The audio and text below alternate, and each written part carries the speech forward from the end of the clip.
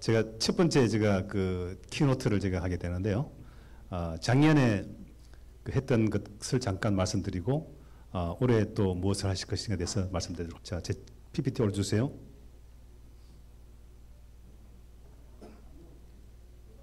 자, 올렸습니까?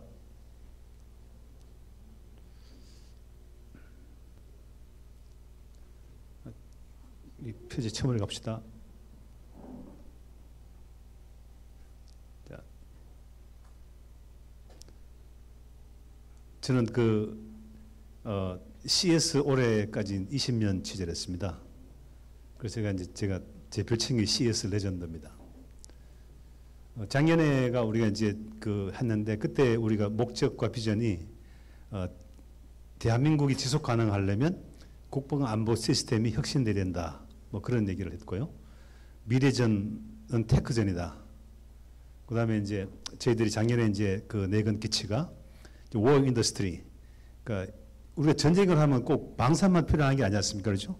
다 민간도 다 필요합니다. 그래서 건축 시장이 훨씬 더 크죠. 다 먹고 마시고 뭐 잠자고 입고 다녀야 되니까요. 그래서 저는 통칭을 해서 이게 한글로 전쟁 산업이라니까 좀 이상해서 워 인더스트리라고 표현을 했습니다. 작년에 저희가 첫 번째 기조연설했던 김현종 예비역 중장이 육사 44기 출신인데 이분이 올해 이재명 정부의 대통령실 국가안보실 제1차장으로 발탁이 됐습니다. 그래서 작년에 이제 저희들도 많은 얘기를 했고 또 우리 그 당시에 컨퍼런스의 좌장 역할을 했는데 그 당시에 이제 저희들이 아까 얘기했던 워 인더스트리에 대한 얘기들이 충분히 논의가 됐는데 정책들이 많이 반영되는 걸로 알고 있고 제가 지난달에 중기부에서 그런 도전 과제에 대해서 스타트업들인데 방산 쪽의 과제를 6천만 원씩 주는 과제를 아마 시작한 걸로 알고 있는데 그거에 제가 봤을 때는 또 이쪽에서 좀 뭔가 진행이 되지 않았나 그렇게 보고 있습니다. 올해 작년과 올해 중복돼서 연속으로 이제 발제를 하실 분들만 제가 소개해드리겠습니다. 지금 아직 안 오셨는데 솔빛 시스템의 김영구 대표 아주 오랫동안 방산 쪽에 납품을 하신 분이고 최근에 아덱스에서 5개 부서에 대통령이 방문했는데 그 중에 하나입니다. 그때 찍은 사진입니다. 또 지금 저 뒤에 계신데 한양대 겸임 교수시고 로보웍스의 이재현종 대표신데 2019년에 CS 베스트 혁신상을 받은 분인데 오늘도 또 이 로봇과 드론에 대해서 발제를 하시겠습니다. 지금 오시는 중인데 광주에서 수중 드론 쪽에서는 아주 한국에서 아주 앞선 그런 스타트업입니다. 최인환 대표고요. 그 다음에 또 진세종 대표가 오도록 하겠습니다. 자, 올해는 작년에 했던 것들을 조금 더 구체화했어요. 이걸 이제 구체적으로 이제 갖고 있는 스타트업들의 기술을 갖고 어떻게 그러면 워 인더스트리에 적용할 것인가. 저희들이 이제 도전 과제라고 이렇게 표현을 했는데요. 거기에 대해서 이제 실질적으로 이제 우리가 이런 것들을 적용해 보겠다는 것들을 이제 발제를 하도록 하겠습니다. 오늘 저를 포함해서 12사람이 이제 발제를 하게 됩니다. 이런 이것에 대한 전체적인 의도는 스타트업들이 갖고 있는 그런 기술과 제품들을 기반으로 해서 새로운 시장을 좀 진출하도록 돕고요. 실질적으로 이제 뭔가 가치를 창출할 수 있도록 돕고 나중에 말씀드리겠습니다만 최근에 미국의 어떤 펜타곤의 가장 핵심은 팔란티어나 안도리 같은 테크 스타트업들이 다 지금 자리를 차지하고 있습니다. 우리가 말하는 군이 전쟁을 하는 시대는 이제 끝났다. 그런 것들을 제가 이제 구체적으로 제가 말씀을 드릴 거고요. 그리고 이제 우리가 지금 궁극적으로 이제 얘기를 할 워 인더스트리 최근에 이제 우리 K 방산이 뜨고 있습니다만 단순히 우리가 하드웨어를 팔아먹는 게 아니라 이제는 팔란티아나 이런 기업들처럼 소프트웨어나 서비스나 이걸 포함해서 좀 토탈 솔루션을 그런 글로벌 시장에 좀 파는 특히 이제 우리가 뭐 어택하는 공격 무기보다 디펜스하고 시큐리티 쪽에 이제 방어를 하거나 이 안보 쪽에 하는 그런 쪽에 좀 시장에 우리 테크 스타트업들이 좀 관심을 가집사 하고 이제 말씀드린 거고요. 또 오늘 또 특별히 또 우주 쪽에 우주 항공 쪽에 또 세션을 하나 만들었습니다만 이제는 또 이번에 또 뭐 그 우크라이나 전부터 시작해서 뭐 잘 아시겠습니다만 우주 궤도를 어떻게 활용하는가에 따라서 이 전쟁의 승패가 좌우되기도 합니다. 그런 부분에서 이제 오늘 또 두 분이 또 터치를 하는 시간을 갖도록 하겠습니다. 자, 대한민국은 지금 제가 인프라가 붕괴되고 있다 이렇게 표현을 했습니다. 작년에도 말씀드린 건데요. 올해 다시 말씀드립니다. 지금 2023년에 그 이런 인구 구조가 이렇게 지금처럼 계속 갔을 때 2050년은 저렇게 됩니다. 여기 계신 분 중에서 거의 한 과반수는 좀 안 되고요. 한 40%는 2050년에 맨 위에서 몹쓸 짓을 하고 있습니다. 아래를 다 이렇게 짓누르는 그런 나이가 되는데 정말 이게 깨지면 국가 안보가 없어지는 거죠. 그래서 그런 부분에서 이걸 어떻게 하면 우리가 이제 커버를 할 거냐. 그리고 뭐 지금 계속 우리가 지금 최근에 몇 년 동안 흐름을 보면 알겠지만 점점 더 그런 갈등의 그것은 더 커집니다.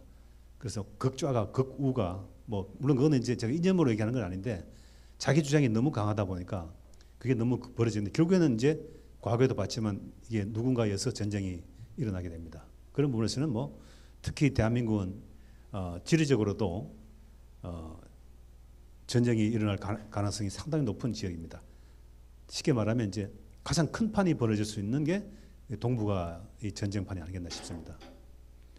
그리고 뭐 인류 역사는 우리가 석기, 청동기, 철기, 전 지금 이제 디지털기라고 그러는데 그 우리가 말하는 문명의 발달이 그 디바이스 즉 전쟁의 도구를 누가 더 강한 도구를 가졌냐에 따라서 즉 지배를 하게 됐습니다.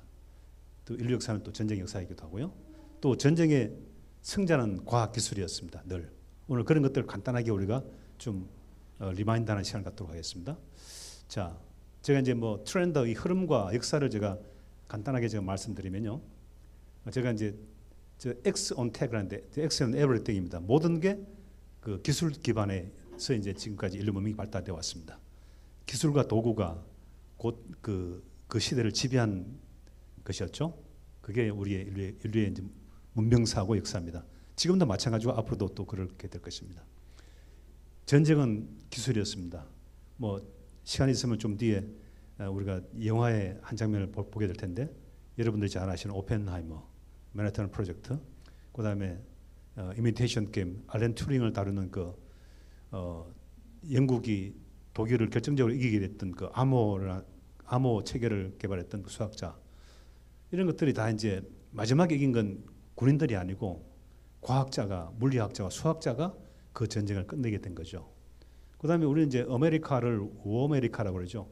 이게 결국에는 이게 전쟁이라는 것이 국력과 국부를 상징하는 것이 실제로는 우리가 지금 뭐 독일이나 일본이나 뭐 이런 나라들이 전쟁을 몇 번 일으켰습니다만 계속 전 세계에 또 리더지 않습니까? 전쟁을 주도한 나라는 결국에는 그 국력과 또 국부의 최상위에 있다. 최근에 뭐 미국에서 발표한 자료에 의하면 한국이 지금 그 국력 순위가 6위로 됐다고 그러는데 물론 뭐 약간의 뭐 그 평가의 척도가 있겠습니다만 뭐 그런 부분에서는 대한민국이 최근 흐름에서 아주 제가 오래전에 뭐 제가 늘 주장했던 바 있습니다만 제 글을 보시는 분도 오랫동안 계십니다만 저는 그렇게 주장했습니다. 단군 이래 우리는 가장 큰 기회를 맞고 있다. 단군 이래. 저는 이제 그게 지금 이제 이 시점 아니겠나 싶고요. 그래서 워인더스트리가 저는 반도체 다음에 그 신수종 사업이다. 대한민국에. 지금 예를 들어서 그게 이제 지금 뭐 이번에 마스가 같은 그런 조선 산업이 된 거죠. 언제 우리가 배가 저런 걸 줄 알았습니까? 근데 이게 자꾸 이게 전쟁 수요가 즉 잠재력이 커지니까 이쪽 수요가 커지는 거죠.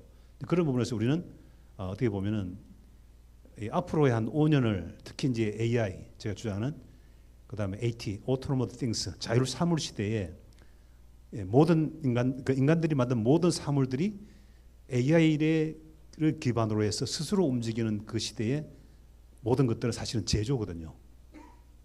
그런 부분에서 전 세계에서 고르게 기술부터 제조까지 다 할 수 있는 나라는 없습니다.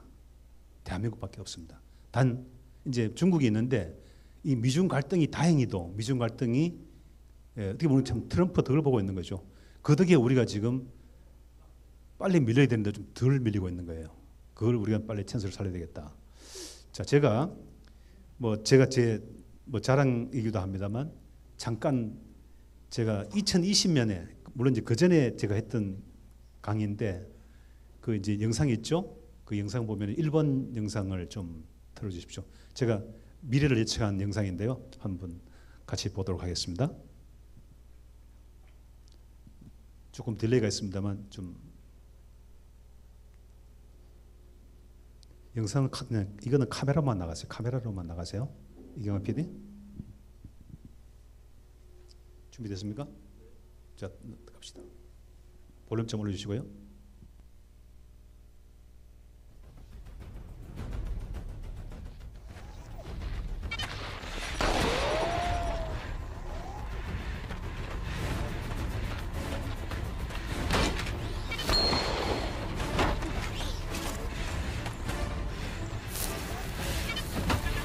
여러분들이 보신 영상은 유튜브 영상 콘텐츠 전문 제작 회사인 코리더 디지털이 보스턴 다이내믹스에서 개발한 로봇을 소재로 해서 만든 보스타운 다이내믹스라는 패러디 영상입니다.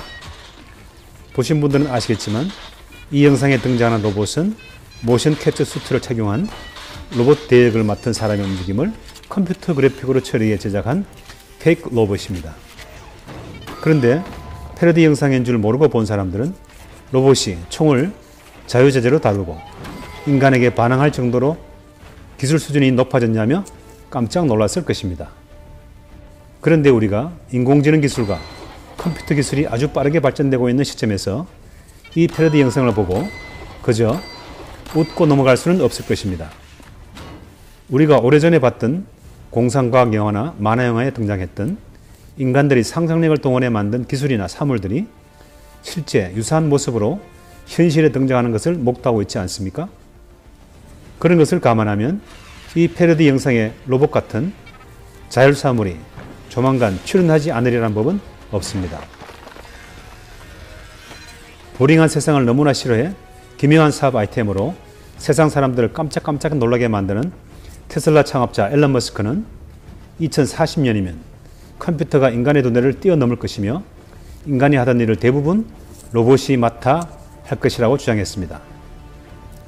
우리가 인터넷을 20년 전부터 사용했으니까 앞으로 20년 후는 그리 멀지 않은 미래입니다. 제 생각은 앨런 머스크가 예측하는 것보다 컴퓨터와 로봇이 인간의 삶을 좌우할 시기가 훨씬 더 앞당겨지리라 예상하고 있습니다.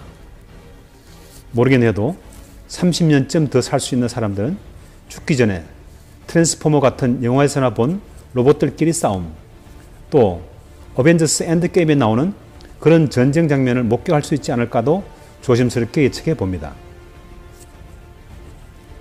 자, 여기서 질문 하나 드려보겠습니다. 여러분들은 로봇이라는 사물을 어떻게 규정합니까?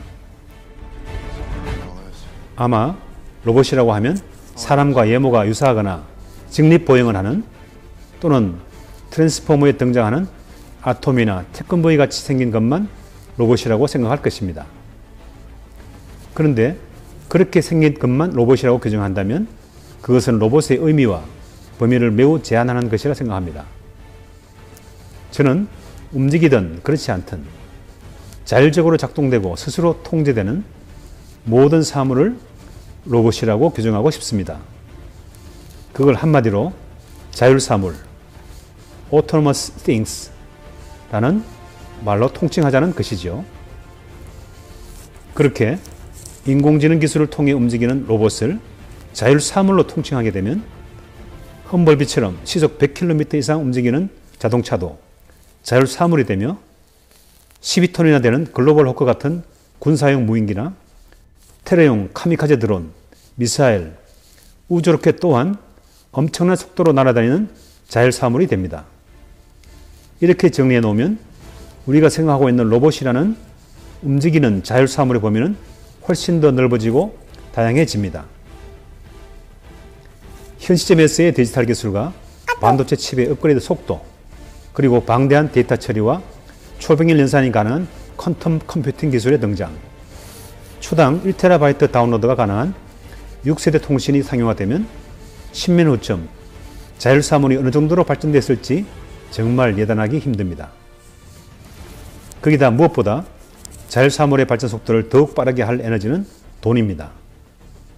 최근 20년 지구촌 사람들의 일상을 크게 변화시킨 것은 인터넷, 모바일 기술입니다만 그 변화도 결국 거대한 자본의 힘이 뒷받침되기 때문에 가능했습니다. 아마존, 구글, 애플, 마이크로소프트 같은 1조 달러대의 기업 가치를 지닌 자이언트 테크 컴퍼니들은 수천억 달러의 현금 자산을 쌓아놓고 미래 산업을 장악하려고 치열하게 경쟁을 벌이고 있습니다.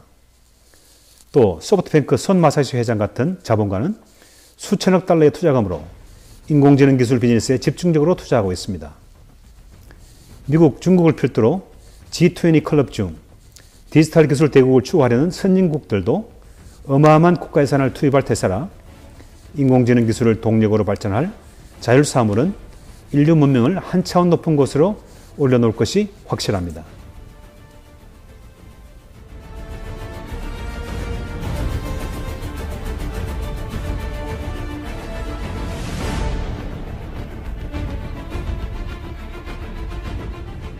Only one thing. You say AI, AI, AI every day. The leader is the only one can decide. 자, 됐습니다. 이게 2020년 1월 달에 강연했던 강연자료입니다. 제가 이제 그거를 이제 저런 걸 직접 제가 촬영하고 제가 편집하고 직접 만듭니다. 강연하려고. 이제 저런 걸 만들면서도 그 당시에 저걸 보면 어떻습니까? 저때 AI 했는데 저때 저 완전 최고 권력자는 졸았습니다. AI가 뭔지 모르고요. 우리 웃을 일이 아니라 이제 지금 시대는요. 물론 과거도 그랬습니다만 이제 리더가 모르면 안 됩니다. 무조건 망합니다. 그래서 AI는 반드시 써봐야 됩니다. 다른 거는 몰라도 다 써보면은 이건 이렇게 해야 되는구나 기본적으로 알 수 있습니다. 자, 그 다음에 또 하나 더 보겠습니다. 드론에 대한 얘기인데요. 이번 영상을 보도록 하겠습니다. 이것도 2020년 1월 달에 제가 만든 영상인데요.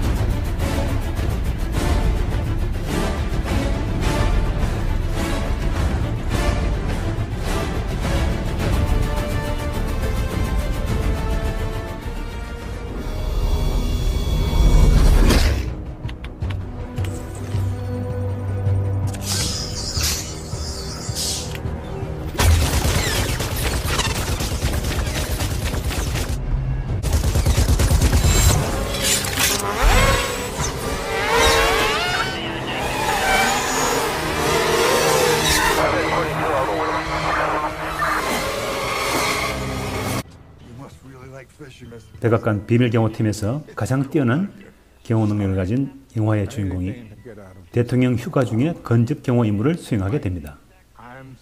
주인공은 대통령이 낚시를 즐기는 도중 잠시 건접 경호를 동료에게 맡기고 대통령 곁을 떠납니다. 그때 갑자기 대통령 휴가지가 인근에서 누군가 아주 작고 빠른 수십 개의 괴 비행물체를 발사합니다. 이 괴 비행물체는 테러용으로 특수 제작된 카미카제 드론. 대통령을 살해하려는 테러범들이 폭약을 장착해 카미카제 드론을 발사한 것입니다. 테러범들은 카미카제 드론으로 먼저 대통령을 경호하고 있던 경호 요원들을 순식간에 박살을 내버립니다. 영화를 보신 분들은 잘 아시겠지만 이 장면은 북미 박스오피스 2주 연속 1위를 차지했던 제라드 버틀러 주연의 액션 영화 Angel Has Fallen의 드론 테러씬 중 일부입니다. 이 영화는 미국 대통령을 죽이려는 테러범들이 특수 제작된 카미카제 드론으로 공격을 감행한다는 설정으로 관객의 이목을 집중시키는 데 성공했는데요. 그런데 과연 이런 게 현실적으로 가능할까요? 답은 예스입니다. 저는 이미 2년 전 CES 2018 리뷰 다큐 영상 강의를 통해 살상용 테러 드론이 실제 존재하며 당시 소비자 기술로도 충분히 제작 가능하다고 주장한 바 있습니다.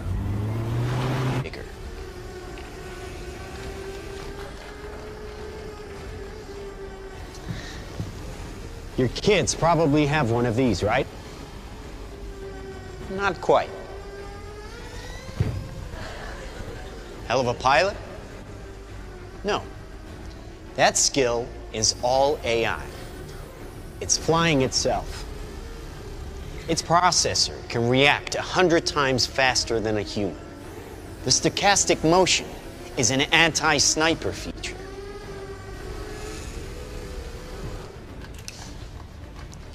Just like any mobile device these days, it has cameras and sensors, and just like your phones and social media apps, it does facial recognition. Inside here is 3 grams of shaped explosive. This is how it works.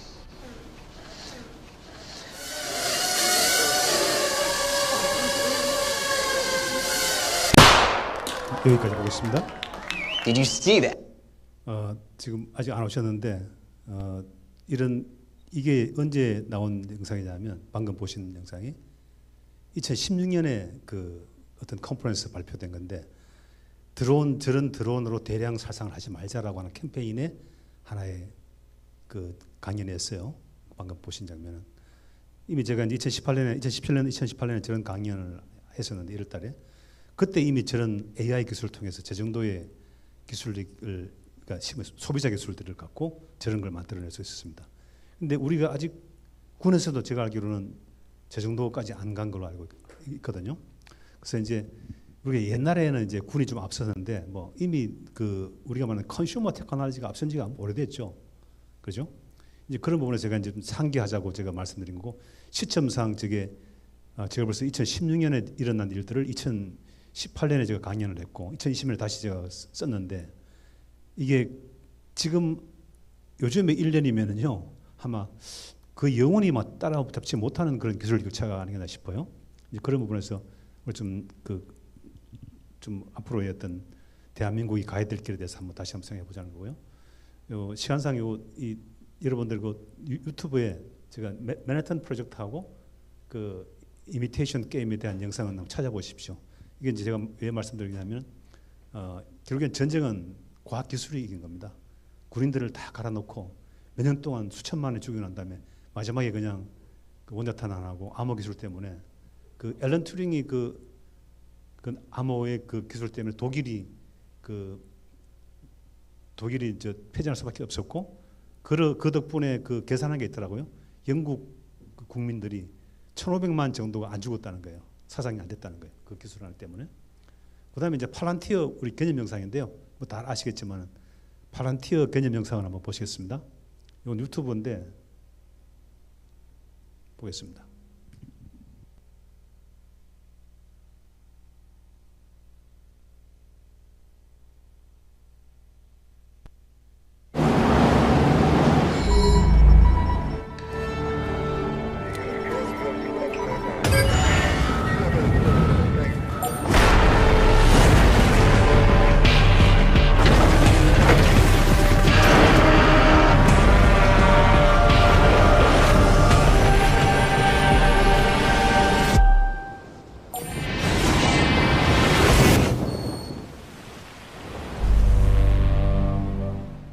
자, 이 영상에 이제 작년에 이제 팔란티어에서 자기들의 이제 기술 같은 경우는 이제 오픈 못 하니까 이렇게 이제 보여준 건데 그 팔란티어가 이제 이런 거죠. 뭐 우리가 이제 전쟁이라는 개념이라도 뭐 다 마찬가지입니다. 기업도 마찬가지입니다만 첫 번째는 정보 획득 자산이 필요한 겁니다.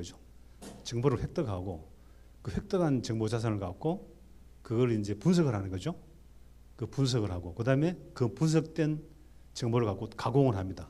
어떻게 활용할 건가? 그다음에 마지막에 이제 그 액션을 하는데 정보를 획득하는 것부터 해서 액션할 때까지 그 시간이 얼마나 우리 말하는 리얼 타임이냐 실시간에 가까우는가에 따라서 전쟁이 이기는 겁니다.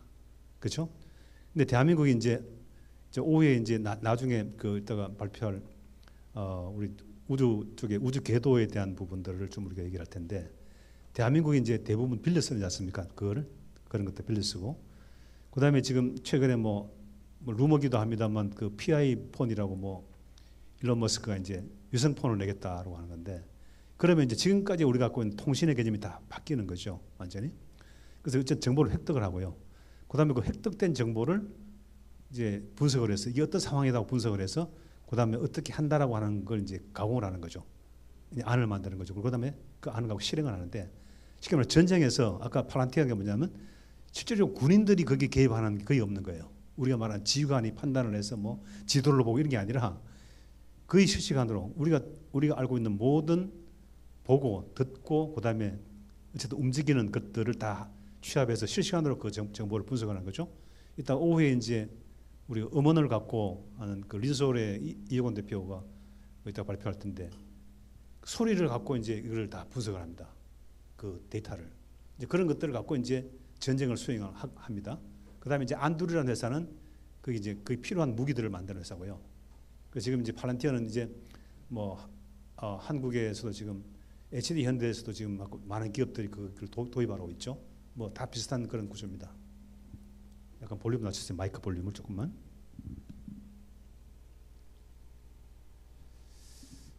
그래서 저희들이 이제 제가 마지막에 정리해드리면 이 워인더스트리라고 하는 것은 그냥 단순히 우리가 방산 이런 게 아니라 인류 역사상 이 워인더스트리에 연관된 사람들이 이 세상을 지배했습니다. 권력을 가졌고요, 파워를 가졌습니다. 또 그들이 뭐 우리가 말하는 메이슨들, 뭐 프리메이슨 이런 사람들이 그 당시에 그런 무기들을 다 만든 사람들인 거죠. 그들이 세계 최고의 기술자였고요. 또 그들이 가장 돈을 많이 갖고 있고 그 사람들이 다 지배를 하고 있습니다. 특히 후진국들은 마찬가지죠. 우리가 말하는 뭐 군이라고 묻던거리는데 그 사람들이 다 갖고 있습니다. 그리고 제가 이제 이 구체적으로 이런 아이디어를 많이 낼 건데요. 간단하게 말씀드리면 이 우리가 군이라고 하는 것을 활용해서 국력과 국부를 창출할 수 있다는 거죠. 대한민국이 유일한 뭐 고대 연대 한대가 아니라 군대를 갖고 있습니다. 그죠? 이 군대를 갖고 어떻게 하면 활용할 건가? 이게 이제 저는 엔지니어 양성 코스로 활용해야 된다. 그다음에 이제 거기서 또 엘리트 엔지니어를 공급하고요. 그다음에 그 과정을 통해서 최소한 일부 인력은 마스터 디그리까지 가지고 나올 수 있도록 하고, 그다음에 이제 워인더스트리 생태계 구축하고 군에서 기업을 창업을 하고, 그다음에 글로벌 워인더스트리에 대한 것들을 그걸 만들어 가자는 거죠. 그래서 우리가 이 인프라는 이 사람을 빌드업해야 되는 거죠. 지금 뭐 장비만 있으면 뭐 합니까, 그죠? 아무리 좋은 탱크가 있으면 뭐 합니까? 그걸 잘 운영해야 되는 거죠. 그 제가 이제 마지막으로 말씀드린 것은 이 미래 지금 이미 그렇습니다만 이 국력과 국부를 결정하는 것은 이 CES 파워다. C 컴퓨팅, 그다음에 그 컴퓨팅 기술을 움직일 수 있는 엔지니어 파워, 그다음에 그 엔지니어를 양성할 수 있는 스쿨 파워, 이게 돼야 된다는 거죠. 이 CES 파워가 이제 이 대한민국의 지속 가능을 제고할 겁니다.